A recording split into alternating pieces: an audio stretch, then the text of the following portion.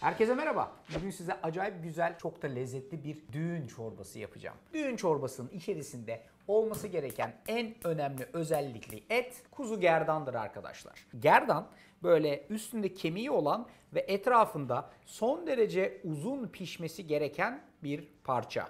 Gerdandan böyle dilim dilim kesip kasabınızdan alabilirsiniz. Yapmanızı istediğim şey öncelikle soğuk bir suyun içerisine kuzu gerdan etlerinizi bırakın. Hem birazcık varsa iliklerin kenarındaki kan hem de birazcık acısı hafiften kendini bu suyun içine bıraksın. Sonra bunu uzun ve güzel bir şekilde pişirmemiz lazım. Normal bir tencerede pişirirseniz yaklaşık 2 saate aşkın bir süre pişirmeniz lazım ki etler yumuşasın, kemikten ayrılsın. Ama eğer siz de böyle fisler bir düdüklü tencereyle bunu pişiriyorsanız işiniz çok daha kolay. Öncelikle tencerenin altını açıyorum ve iyice ısınmasını sağlıyorum. Her şeyin başında etleri güzelce mühürleyeceğim. Fisler Premium'ların farklı boyları var ve her türlü farklı işlemi yapmaya da uygun. Mesela bu oldukça geniş hazneli.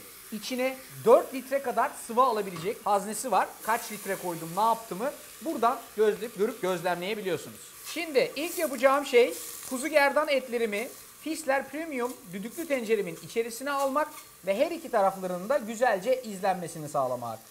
Şimdi birkaç dakika böyle çeviriyoruz. Zaten hafiften bir diriliğini alıyoruz. Ondan sonra bunun suyunu ekleyebiliriz. Normal bir tencerede pişirseniz bunun pişmesi için 2 saat süreye ve 6 bardak kadar suya ihtiyacınız var. Oysa ki burada sadece hafifçe üstünü geçene kadar su ilave etmem yeterli oluyor. Aşağı yukarı işte 1 litre bile değil, 1 litreye gelmez kadar su ilave ediyorum. Maksimum 4 bardak kadar. Daha da fazlasına ihtiyacım yok. Sonra Fisler Premium düdüklü tenceremin kapağını kapatıyorum. Kapanma butonu yerine geliyor. Yavaşça ilerletiyorsunuz ve klip sesini duyduktan sonra işiniz tamam. Bundan sonra yapacağımız şey şu. Bunu ocağın şöyle yan tarafına alayım. Altını yakayım. Öncelikle yüksek ateşte buradaki yuvarlak butonun yukarıya doğru çıkmasını bekleyeceğiz. İçerideki hava basıncı iyice böyle yoğunlaştıkça bu buton yukarıya doğru çıkacak ve renkleri göreceksiniz. Öncelikle şunun birazcık yukarı çıkmasını bekleyelim. O arada ben mutfaktaki diğer işlerimi yapayım. Siz buna göz kulak olun, sizde olay. Şimdi takriben 10 dakika kadar geçti. Görüyorsunuz şu mekanizmalar yukarıya doğru çıktı. Yani diyor ki artık benim altımı kıs. Sarı, yeşil ve kırmızıyı gördük. Artık bunun altını kısa getireceğiz. Kısık ateşte içerideki var olan su buharıyla beraber Fisler Premium düdüklü tenceremiz bu eti lokum gibi pişirecek. 45 dakika falan sürecek bu. Düdüklüde bu işi yapmanın en büyük avantajlarından bir tanesi 1. Zaman. 2. Her şey içeride kalıyor. 3. Çok da pratik. Size de mutfakta kendi işlerinizi yapmak için vakit kalıyor. 45 dakika sonra bakalım neler olacak.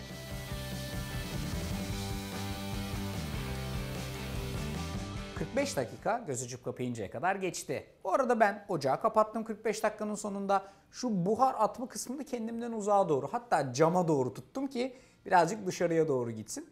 Çevirdim ve bütün içerideki buharı attım. Şimdi kolayca kapağını açıp çıkartıyoruz. Aynen taktığımız gibi. Düğmeye bas.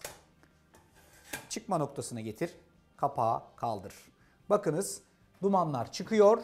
Ama önemli olan acaba etimiz ne durumda? Dikkatli vaziyette bir kepçe alıyorsunuz ve şöyle kemiğinden ayrılan nefis gerdan etini bir tabağa çıkartıyorsunuz. Kuzu gerdan eti birazcık böyle fazlaca pişmek seven, böyle yerinden ayrılmak için azıcık doğru muameleye ihtiyaç duyan bir ettir. Ama doğru pişirdiğiniz zaman, bak şu an çok sıcak, tutmakta zorlanıyorum. Gördüğünüz gibi kemik etten mükemmel bir vaziyette ayrılır. Şimdi bunu didiklemek için kenara bırakayım. Azıcık soğurken ben çorbanın terbiyesini yaparak işe başlayayım. Derince bir kabın içerisine süzme yoğurt, yumurta sarısı, yarım limonun suyu ve 2 kaşık un ekliyorum. Her şeyi güzelce bir çırpıyorum. Arkasından şurada pişen güzel sudan ekleyip hafifçe çırpmaya devam ediyorum. Azıcık ekleyin, çırpın, ısıtın, sonra biraz daha ekleyin, çırpın, ısıtın ve bu işleme aynı bu şekilde devam ettirin.